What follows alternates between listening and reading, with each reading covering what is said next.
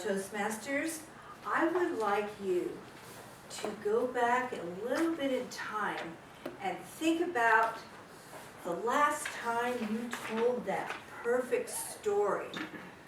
You got up, you had everybody's attention from beginning to end.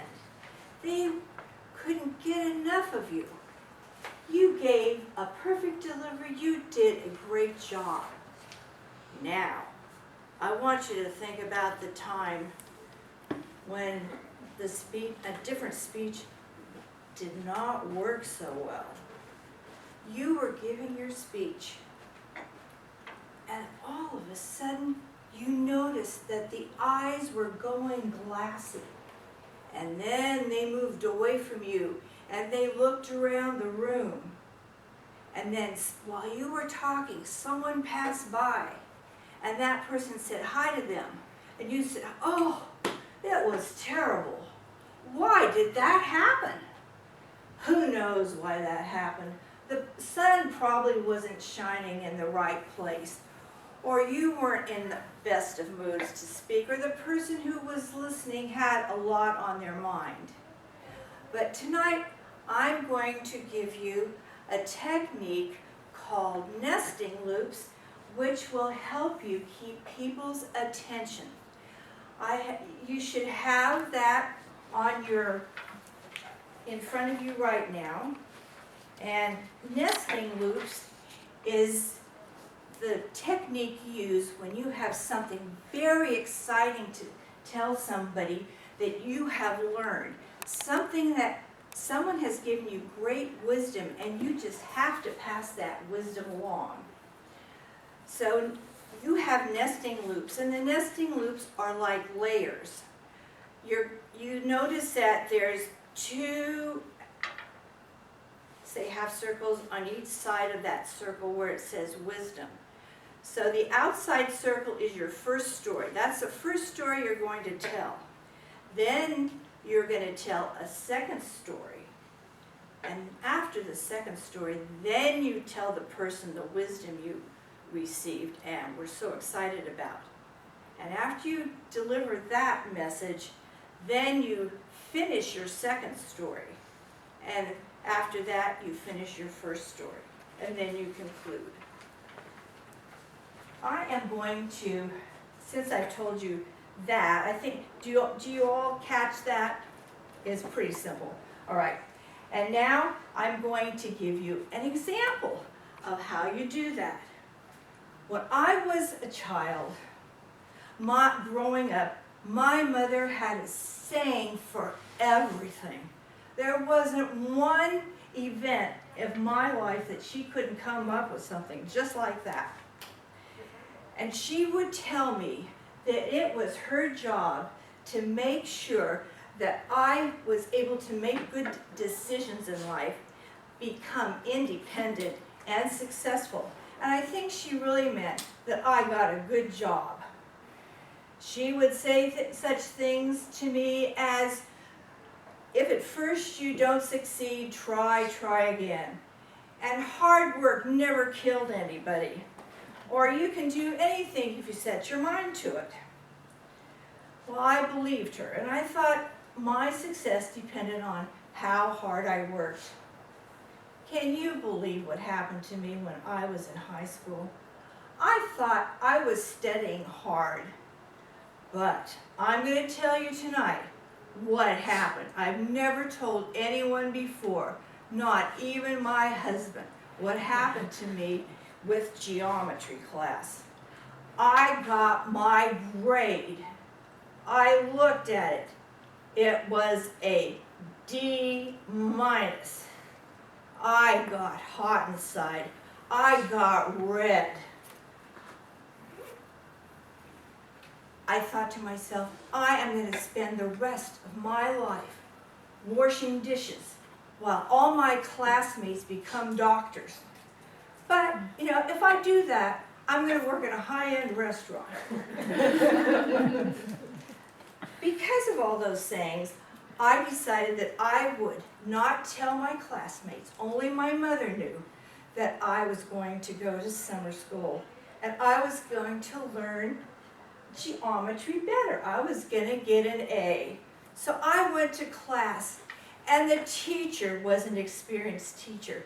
He worked so hard trying to explain in my mind what I needed to learn.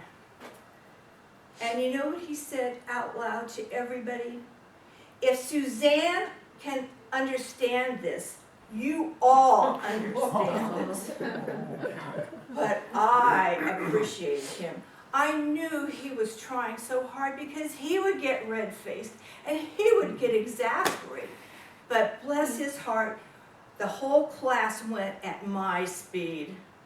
And at the end of the summer, did I get an A? No, I got a C. But because of what my mother told me to try harder, I went back to school and I took it again. And this time I got a B+, and I thought, that's it. I've learned enough geometry. And actually, geometry became my friend.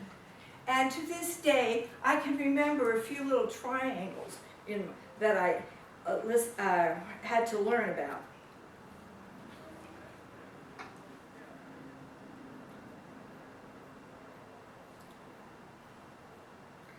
So that was my childhood, but I felt like I was still missing something. I knew there was something else I had to learn in life, but I didn't know what. In 1981, I decided to take a weekend off and just go to the Concord Hilton.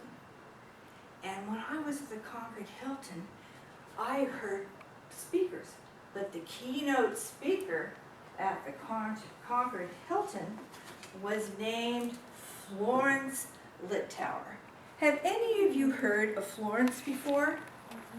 No. Well, Florence is old now, so she's not. I don't think she's writing any more books. But she has sold bestsellers, and even her books today, she has a lot of books on the temperaments, which she called personalities.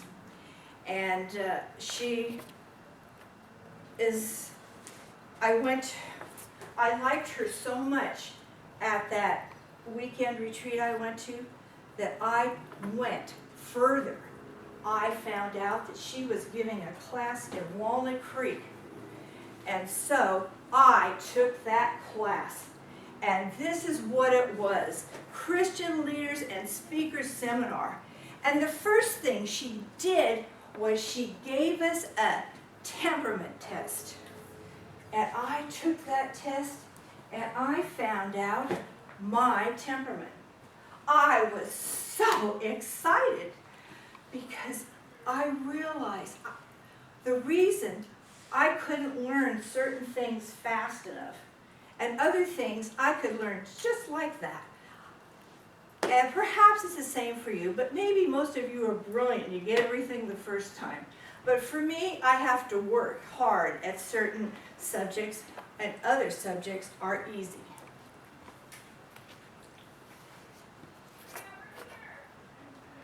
I learned these personalities, and the thought after studying these temperaments and personalities, I realized that we are all designed with a certain temperament, and we are wired to that temperament, and no matter what we do, it's staying the same.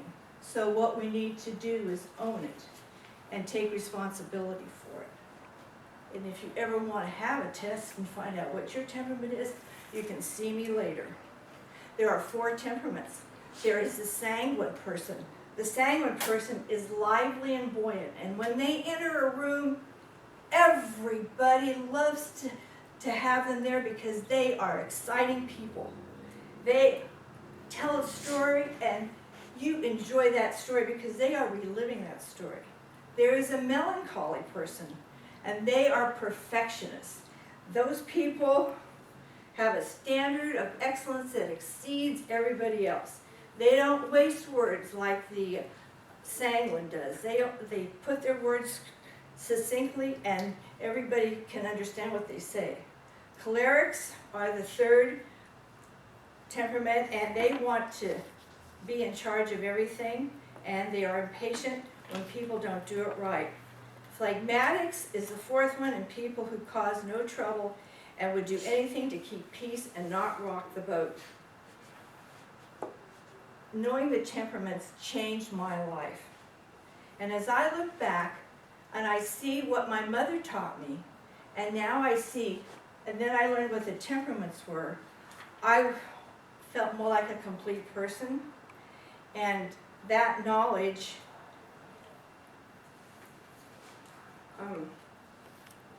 helped me understand why things are extremely hard for me and why things are extremely easy for me.